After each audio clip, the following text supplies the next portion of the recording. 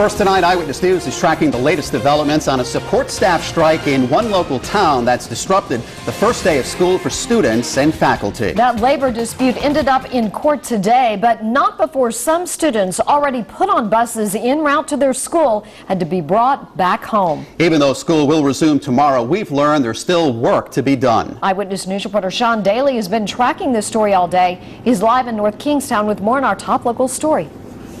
So much for a nice, smooth back-to-school routine here in North Kingstown today. Striking workers forced the school to shut down, but not before school buses had already started rolling this morning. A strike that lasted only about 8 hours nevertheless managed to make a mess of the first day of school in North Kingstown today. 150 support staff picketed outside the high school starting around 6 o'clock this morning. They're upset that the school committee decided to privatize janitorial services to save money.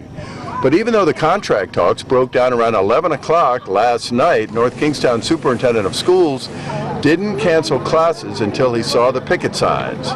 By then, the buses already were rolling. They could have called us last night to close the schools, but no, they waited until kids were getting on the buses this morning. But North Kingstown Superintendent of Schools didn't trust that the union workers really would strike. If I call school last night, I know that their decision at that point would be to reverse the decision and not have a strike, and therefore they would never be in violation of any labor clause and would continue to do that night after night.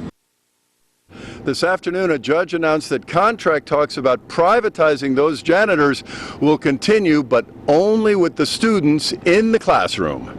This strike is now over. Live in North Kingstown with the South County Mobile Newsroom, Sean Daly, Eyewitness News.